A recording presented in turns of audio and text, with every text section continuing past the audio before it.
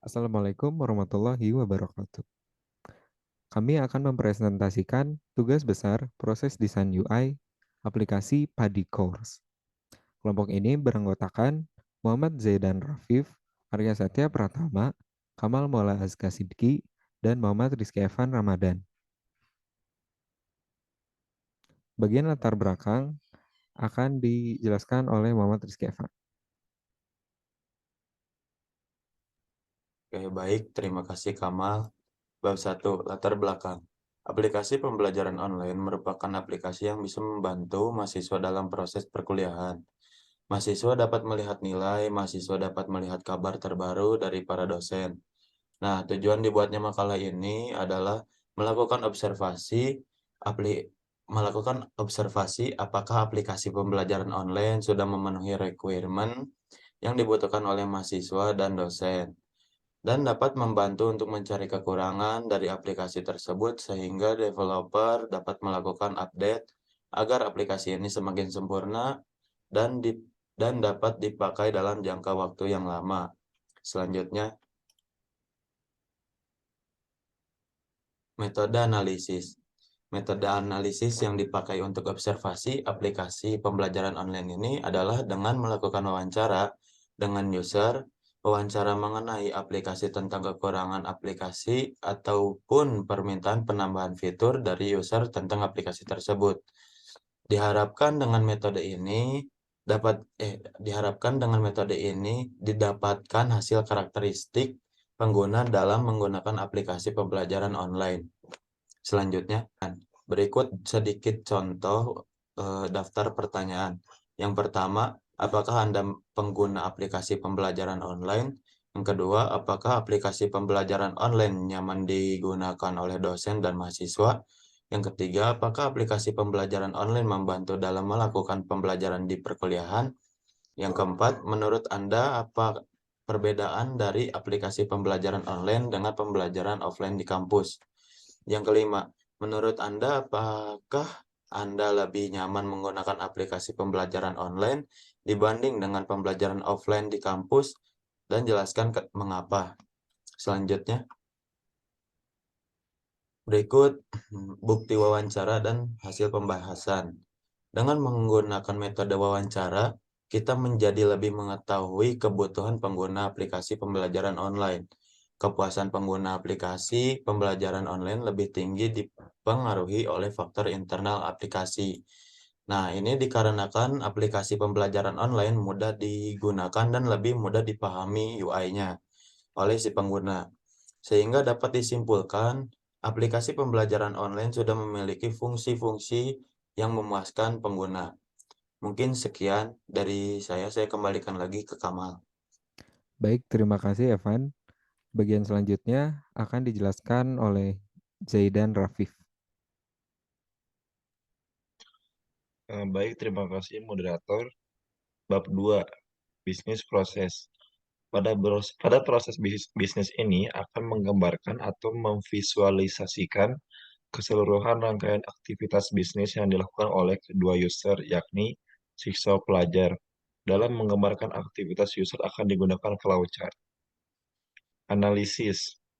Berdasarkan flowchart aktivitas dari pengguna, maka dapat dideskripsikan permasalahan yang ditemukan dari aktivitas tersebut dengan poin-poin sebagai berikut. Yang pertama, nilai yang bagus adalah impian setiap siswa pelajar untuk melanjutkan pendidikan ke jenjang berikutnya. Yang kedua, siswa dapat mengajak temannya untuk meramaikan proses bimbel dan mengisi ketersediaan di kelas. Ketiga, siswa dapat mempromosikan kepada sekolahnya dan akan mendapat komisi. Yang keempat, jika salah satu teman siswa daftar bimbel, maka siswa yang mengajak mendapat diskon di semester selanjutnya. Kelima, siswa dapat mengikuti bimbel dengan cara login terlebih dahulu. Selanjutnya, bisnis function. Setelah proses bisnis didefinisikan dan analisis dari aktivitas-aktivitas yang dilakukan oleh user, dan juga setelah dianalisis didapat permasalahan-permasalahan yang dialami user. Maka dari itu, dapat disimpulkan, requirement dan business function dari permasalahan user adalah sebagai berikut. Yang pertama, User requirement, membantu siswa mendapatkan nilai bagus dan diterima di universitas terbaik. Yang kedua, menyediakan informasi tentang bimbingan belajar dan materi yang dipelajari siswa di sekolahnya. Yang ketiga, membantu siswa mengejar cita-citanya. Yang keempat, membantu siswa dalam bersaing di dunia pendidikan. Selanjutnya, sistem requirement. Eh, FR1, user dapat mengisi data diri. Yang kedua, user dapat melakukan pembayaran. Yang ketiga, user dapat melakukan pencarian atau kuliah pembelajaran. Yang keempat, user dapat mengajukan pertanyaan tentang mata kuliah yang kurang dipahami. Yang kelima, user dapat memilih video pembelajaran yang diinginkan. Keenam, user dapat melakukan konsultasi dengan dosen. Yang ketujuh, user dapat mengajukan tugas yang kurang dipahami. Kedelapan, user dapat melakukan diskusi antar mahasiswa lain. Yang kesembilan, user dapat memberi saran dan kritik. NFR yang pertama, user dapat melakukan pengisian data diri di fitur registrasi. Yang kedua, user dapat melakukan bayaran di fitur payment. Ketiga, user dapat memilih mata kuliah yang diinginkan di fitur search. Yang keempat, user dapat meng-swipe video mata kuliah yang diinginkan. Kelima, tombol direct message ada di bagian atas kanan aplikasi untuk konsultasi dengan dosen ataupun melakukan diskusi antar mahasiswa lain. Yang keenam, tombol feedback ada di sebelah bawah kiri aplikasi untuk memberi saran dan kritik. Terima kasih. Baik, terima kasih Zaidan. Selanjutnya akan dipresentasikan oleh Arya Satya. Ya, baik, terima kasih. Di sini terdapat input-output requirement, yang dimana login deskripsinya fungsi untuk masuk ke dalam aplikasi, yaitu menginput NISN nama kelas dengan outputnya dashboard. Lalu yang kedua, requirement dashboard dengan deskripsi halaman utama aplikasi yang memiliki form, akun, materi, forum, quiz, dan pengumuman di dalamnya. Inputnya klik button, akun, materi, forum, quiz. Outputnya form akun, form materi, form forum, form quiz, form pengumuman. Lalu requirement form akun dengan deskripsi form untuk melihat data diri, outputnya akan memunculkan data diri. Lalu requirement form materi dengan deskripsi form yang berisi slide-slide, e-book atau video penjelasan materi yang disediakan oleh dosen untuk mahasiswa. Dengan input halaman user dosen, pilih kelas, pilih mata pelajaran, materi berformat PPT atau PDF, dan video penjelasan materi. Outputnya yaitu materi mahasiswa. Form yang berfungsi untuk berdiskusi terkait materi pembelajaran. Pertanyaan dalam bentuk teks yang bisa disertai foto. Output seluruh pertanyaan yang diajukan tersebar ke halaman user lain. Dengan requirement form quiz, dengan deskripsi form yang berisi ujian mahasiswa, input halaman user dosen, pertanyaan dalam bentuk teks yang bisa disertai foto, outputnya seluruh pertanyaan yang diajukan tersebut ke halaman user. Logo dan makna dari Padi Course. Logo kami merupakan perpaduan antara bagian bawah bohlam yang melambangkan ide cemerlang yang dimiliki setiap manusia, dan batang padi yang menjulang ke atas namun pucuk yang merunduk melambangkan peribahasa seperti ilmu padi kian berisi kian merunduk, yaitu semakin tinggi ilmunya maka semakin rendah hati sifatnya. Desain UI proses. Di sini terdapat sistem menu dan skema navigasi, yaitu perangkat input mouse, perangkat inputnya mouse, perangkat outputnya monitor, lalu keyboard termasuk perangkat input, speaker masuk ke dalam perangkat output, mikrofon masuk ke dalam perangkat input, layar smartphone masuk ke dalam perangkat output, dan juga webcam. Lalu di sini terdapat sistem requirement versi PC dan smartphone. Versi PC yaitu dengan sistem operasi minimum requirement Windows 7, recommended requirement Windows 8, 10, 11, CPU minimum requirement Intel i3 Gen 10, recommend requirement Intel i7 Gen 12. Lalu video card minimum requirement AMD HD 4870 1 GB. Recommend requirement Nvidia GeForce 3090. Lalu RAM minimum requirement 4 GB, recommendnya 8 GB. Lalu untuk versi smartphone, versi OS minimum requirement Android 10, recommend requirement Android 12. Prosesor MediaTek G95 minimum requirement, dan recommendnya Snapdragon 8 Plus Gen 1. Lalu RAM minimum requirement 2 GB, recommend requirement 8 GB.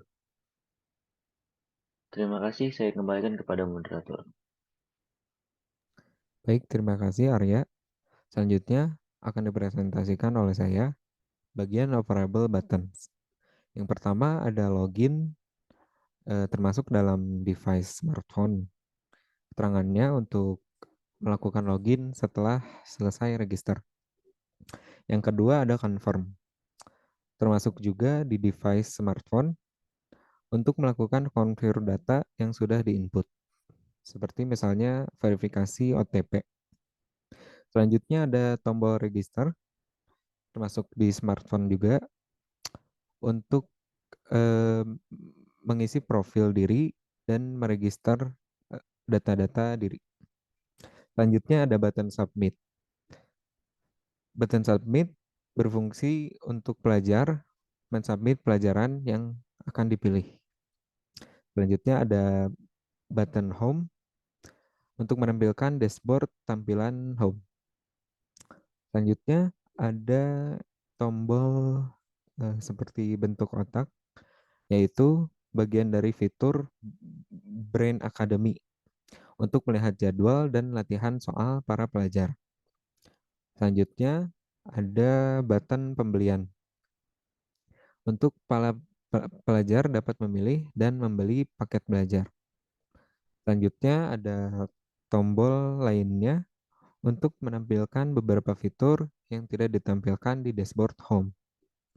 Selanjutnya ada button profile, yaitu untuk melihat profil pelajar dan mengedit data pelajar.